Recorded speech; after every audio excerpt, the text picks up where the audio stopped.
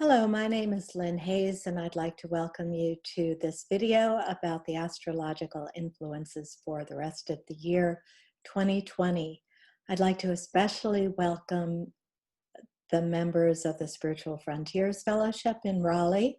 They have asked me to prepare this video for you. It will also be posted on my YouTube page for the rest of the year. So I hope that you find it useful.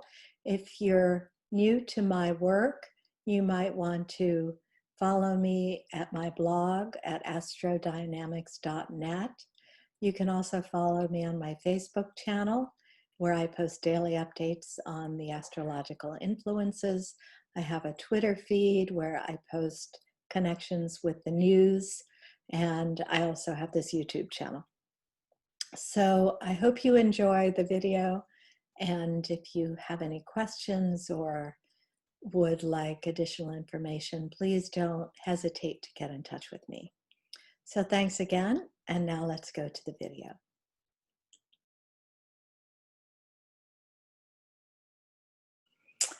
Hey everybody, this is Lynn Hayes, and in today's video I'm going to be talking about the astrological influences for the remainder of the year 2020.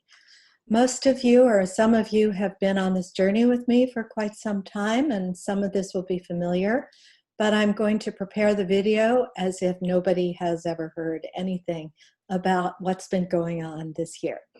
Clearly, there's been a lot of astrological influences. There has been a lot of political chaos and disruption, and now, of course, we have the virus, the COVID-19 that we're dealing with. So a lot of people have asked me for this information about what is coming up, and so I hope you'll find it helpful. If you have any questions or need any information, please leave it in the comments in the description box.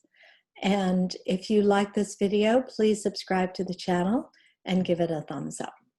So I wanted to talk a little bit about what brought us here to this place. I think it's helpful to look back at the past and see where we've been before we talk about what's coming up. So there's been a very strong influence of the sign Capricorn for the last 12 years. Pluto, the planet of transformation, death, rebirth, creative destruction. Pluto is a pretty powerful planet, despite what the astronomers tried to do to demote it. And Pluto changes signs approximately every 15 to 20 years. It varies depending on where in the zodiac Pluto is traveling through. But in 2008, Pluto moved into the sign Capricorn. Capricorn is the sign of the structures of society. It has to do with governments and religious organizations and marriages and all, businesses and corporations. So you can see what's been happening over the last 12 years with Pluto and Capricorn and how our world has been changed. When Pluto moved into Capricorn, of course, we had the financial crash. Capricorn is also associated with realism. Capricorn is all about the material world. It's about building structures that will be long-lasting, and it's about destroying structures that are not serving us in our world. So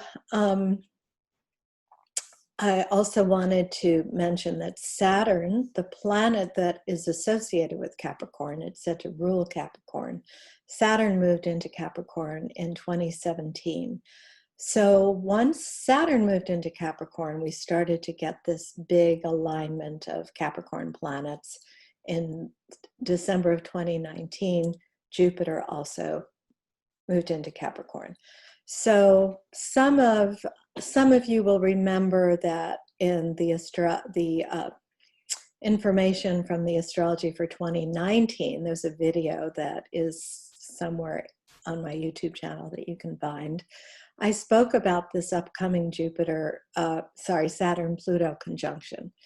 So when you have Saturn, the planet of tests and challenges and restriction, conjunct the planet of destruction, you can see that things would get pretty intense. And that began in the spring of 2019.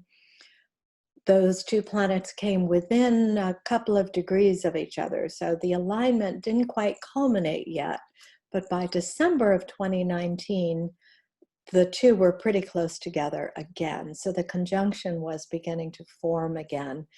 And at that time, Jupiter, the planet of expansion and ideals, and the planet that describes what gives our life meaning, Jupiter went into the sign of Capricorn. And then Mars was in Capricorn. So there was a lot of Capricorn energy. Mars actually didn't go into Capricorn until I think around March, but there was a lot of Capricorn. So not just Capricorn though, there was destruction in Capricorn with Pluto. There was tests and challenges and sort of a reality check when Saturn was in Capricorn. And then those two planets, Saturn and Pluto, came together January 11th or so. So we had all been watching that and anticipating some kind of market collapse or some kind of destruction of some kind. And then nothing really happened. And astrologers were like, well, what happened? This is unusual. Well, of course, it was at that time that the virus was starting to explode all around the world. And it's the spread of the virus has brought a real reality check to all of us in terms of economics and in terms of relationships and in terms of families and our life goals. So this is sort of what's been happening the first half of the year. Now we're looking ahead to the second half of the year. So let's talk a little bit about the eclipse that's coming up on the solstice. So that's a powerful alignment when you have an eclipse, a solar eclipse, at the moment of the solstice where we are at the 0 degree of Cancer. So the 0 degree of the cardinal signs mark the solstices and the equinoxes. They're big times of where the energy starts to shift. We have the summer solstice, we have the autumn equinox, we have the winter solstice and the vernal equinox in the spring at the Aries point. So this is the 0 degree point of Cancer, and we have a solar eclipse. So the energy for that is pretty powerful. And if you want to learn more about that, please look at my video for the week of June 14th, where I talked about that. I'll probably talk about that during the video for the week of the 21st as well. But in any case, that sort of marks a portal of an energy release. Now, the other thing that's happening right now is that we have a lot of planets that are retrograde. I'm hoping that this is going to come through on the video, but I want to show you this little diagram here that I have made so that you'll be able to see what's happening. So here in January, well, before I get into that, it's very unusual to have 0 planets retrograde or 1 or 2. That's very unusual. 3 or 4 planets retrograde at one time is most typical. So when we're talking about retrograde planets, most people have heard of Mercury retrograde, but all of the planets can turn retrograde because we observe the movement of the planets from Earth. And when a planet is in retrograde motion, it has a stronger effect on us, especially if it's aspecting some sensitive point in our chart. But generally, when there are a lot of planets retrograde, so really anything more than 4, there is a strong influence of looking backwards. Our attention is drawn backwards. We have to redo what we've already done. It becomes very difficult to move forward, to have goals for the future, to be able to make, significant changes in our life. So I just want to show you on this diagram. So here in January, we had 0 planets retrograde, and then we had 1, Then in March, we also had 0. Then it started to increase. So we have 1 planet retrograde in April, we start to have 2 in May, and then we are up to 3 and then 4 by the end of May. So May was very significant in terms of planetary movement. There were 3 planets that turned retrograde within a week. So all of a sudden, there's this big shift backwards. And that was just as the lockdowns were starting to open up a little bit for Memorial Day. But now you can see, so June 18th, we have Mercury turning retrograde. That will be the 5th planet. And then between June and the middle of October here, there are between 5 and 7 planets retrograde. This dark red line here is when we have 7 planets retrograde. Now that number 7 includes Chiron, which some people wouldn't include, just to clarify. But in any case, you can see that it won't be until early November when we even go down to 4 planets retrograde. So what does that actually mean for us in our life? I think the biggest thing happening right now, well, there's 2 big things happening, and they're going to be more connected. So the first thing is the COVID-19 virus, which has sort of taken over the world. And a lot of people are hopeful that if they can just deny that it's happening, this is how it looks to me anyway. Let's just deny that anything is happening, open up all the businesses, and everything will be fine. The more that happens, the more these retrogrades are going to pull us back. You know, there's going to be some opening up, and then there's going to be some closing. So a lot of people are talking about the second wave, but the astrology says that there's going to be not 2 waves, but there's going to be a spike and then a little bit of a drop. And then when things open up, another spike. So the big message of this virus right now is that our lives are changing. We are not soon going to be the same. There is, you know, there are all kinds of things that we can say about what the virus is doing. It's putting us all on pause. It's forcing us to turn inwards.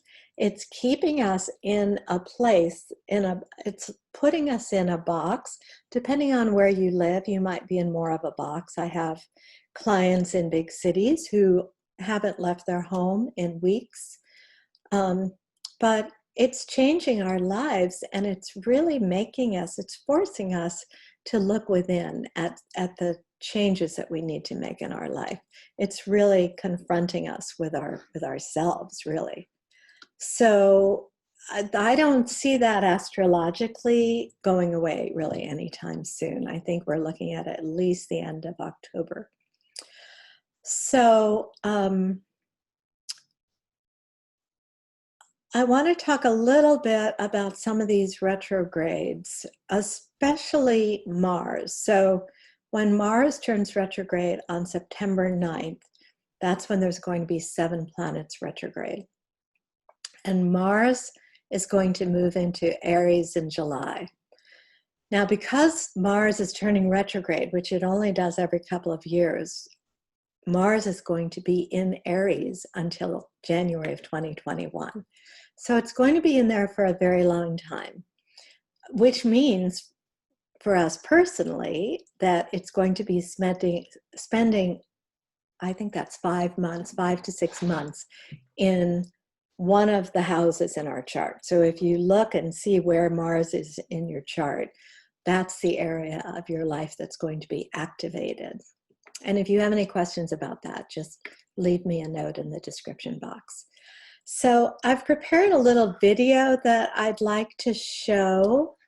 Again, I'm hoping that this is going to work here.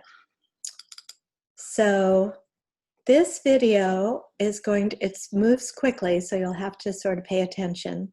But this video will show you where these big planets are. So when I say the big planets, I'm talking the ones that are most active right now. So we have Jupiter here, we have Pluto here, and Saturn. this is as of February, so we're going back in time a little bit. So I'm going to run this forward a little bit. So here's February, and you could see by the middle of March, we had Mars, Jupiter, Saturn, and Pluto all lined up here in the sign of Capricorn. Then we have just Jupiter and Pluto now. Saturn has gone into Aquarius, and Mars is pretty far away. Now here we have Jupiter, Pluto, and Saturn all lined up, and Mars is in Aries. I can't use my pointer or the controls will be hidden or will show up. But here we see in July, Mars is already at 14 degrees Aries. So now Mars is at 27 degrees Aries by the end of August. So all through August, Mars is going to be challenging these planets of Jupiter, Pluto, and Saturn. Then Mars is going to turn retrograde, did you see, at 28, and now it's moving backwards. And again, it's in this tight square in October. This diagram shows November, but it's already retrograded down to 15 degrees Aries, so it's a little past the exact moment. And then it turns direct again, and here we are at, well, I just lost that, but anyway. So I love that sort of, diagrams that will show you sort of what's happening so you can see the visual. But in any case, that really takes us into November. Now let's talk a little bit about the Pluto return in the chart for the United States. So Pluto in the chart, in the commonly accepted chart for the United States, Pluto is at 27 degrees Capricorn, and Pluto is going to be heading towards that degree in the next few years. So when Pluto returns to its place in a natal chart, which it never does for humans because we don't live 247 and a half years, but it does to countries or to empires. And when Pluto comes back, returns to its place in the US chart, there will be, and we're already seeing this because Pluto is definitely within what we call the orb of Pluto in the chart for the US. And Pluto has a tendency to dig up the secrets, to dig up the darkness. It goes into the underworld and it excavates the darkness and brings it up to the surface so that we can deal with it, so that we can acknowledge it. And we've certainly seen that in the chart for the United States, where a lot of darkness, racism, things that we had thought were long behind us are coming up again. And there's a purpose for that. It's not complete chaos, although there is a chaotic element with Eris, but that's a subject for another story. But there's a pattern, there's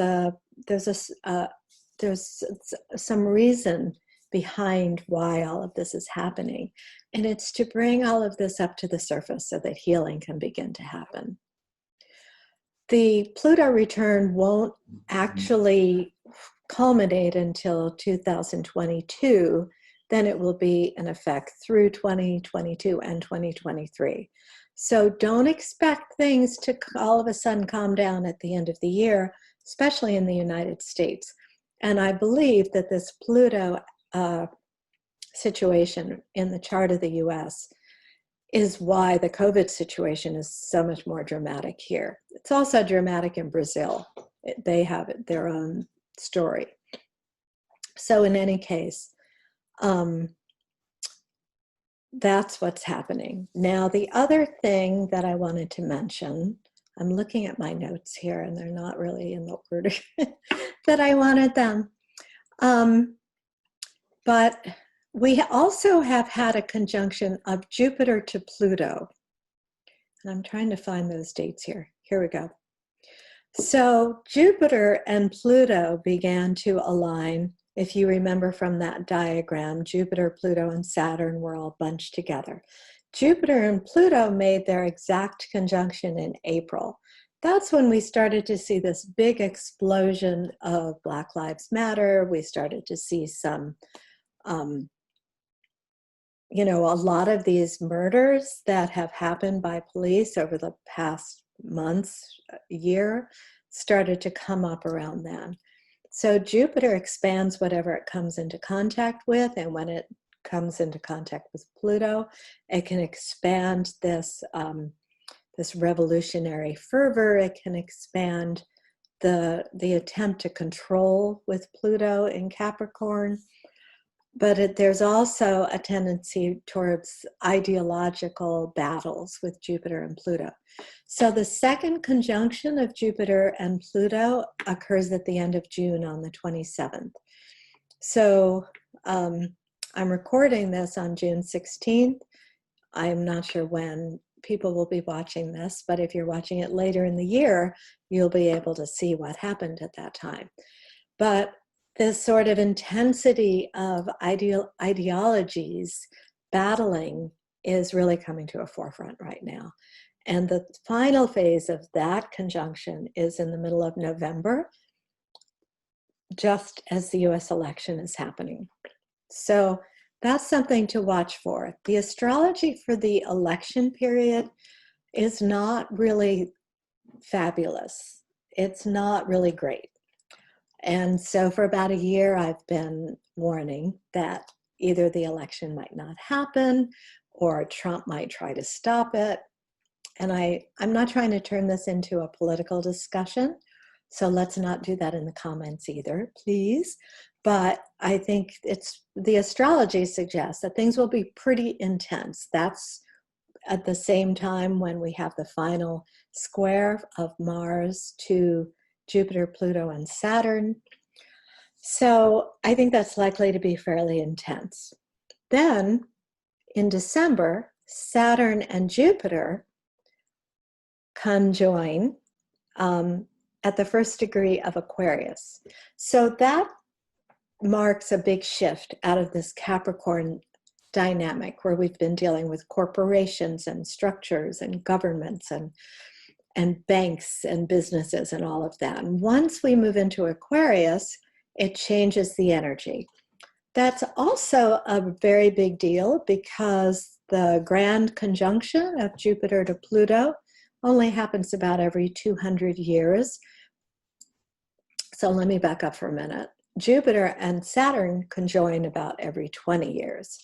But every 200 years or so, approximately, the conjunction changes signs. So the conjunction for the last 200 years, except for 1980, occurred in earth signs, and now we've moved into air signs. But even more significant, we're starting to move into a very Aquarian kind of energy. Now, before you get all happy and airy-fairy about that, remembering the Hair musical in the 1960s, when there's this new age of love and, you know, peace and understanding, I pray that that will happen.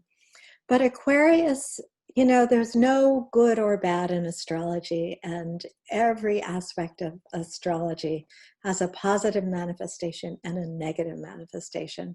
So the positive manifestation is technological advancements, scientific breakthroughs, peace, and a desire for social justice. There's likely to be, well, let me back up for a minute. We are in the doorway right now to the age of Aquarius. The astrological ages, the great ages, change signs about every 2150 years, but that's very approximate. And the orb of influence is about 300 years. So nobody really knows when the age of Aquarius will start, but I believe we've been seeing a lot of signs, and I think I'll probably started in the 60s with the Uranus-Pluto conjunction. Then there was another portal in the early 90s with the Uranus-Neptune conjunction. And all of these little portals have kind of opened up some of the energy of Aquarius. And some of the signs that we're seeing are, and this may be controversial, but the rise of people on the autistic spectrum seems to me more of a mutation than a defect. I feel that it's a mutation to facilitate humanity living in the age of Aquarius. The whole idea of LGBTQ and gender dysphoria, and now we have the non-binary sexuality. This is all very Aquarian, very Uranian. So in any case, when Saturn and Jupiter both go into Aquarius, as they will at the end of December, we'll start to see even more of these signs of the age of Aquarius. I believe there will be more acceptance of energy medicine, more understanding of telepathy, more robotics and machines, and development of artificial intelligence to a higher degree. But Aquarius is ruled not only by Uranus, which is very liberating and revolutionary, but it's also ruled by Saturn, which has a lot to do with control. And so I think along with all of these exciting new advances, we're going to see a lot of control, such as what's coming up with the contact tracing for COVID-19, which is probably really needed, but it is a little bit, you know, Big Brother. If you've ever seen the movie Minority Report, you know, that's kind of what we're looking at with Aquarius. And then Pluto is going to move into Aquarius in March 2023. So some of this is really outside of the scope of this video, but not so much, because by the end of December, we are moving more into Aquarius out of Capricorn. And by then, the scientific breakthroughs are going to help us break through the COVID-19 situation. So the way I'm looking at the astrology for the rest of the year, and this will vary depending on your own chart. If you have a planetary transit or a progression in your chart that's very specific to you, that could change some of how this plays out. But for us globally, we have a long summer where not much is happening. We're really on pause right now. We're looking within, we're making internal changes. There's all this retrograde energy kind of causing us to look back. What didn't work? What do we really need to change so that we can move forward into this new world, really? And then so that takes us into the fall. Then in the US, we have some election strife. Probably by the time Saturn and Jupiter move into Aquarius in December, we probably have some kind of resolution, and certainly I think by January, there's a whole other planetary cycle that happens next year when Saturn squares off against Uranus. I think we're likely to see a lot more revolutionary activity then. But in terms of our lives for the rest of the year, I've been advising my clients that this is a really good time right now to be looking to a different kind of future. How can you recreate a brand new future from scratch? Because it's not like we're just going to go back to the way things were. It's going to be different. And what's really important? What is important for you? What do you want to take with you? So I think that's a really good place to end on, a good note to end on. So I hope you've enjoyed this video. If you have any questions or comments, please leave them in the description box or in the comment section. And I'll look forward to seeing you again soon. Thanks so much.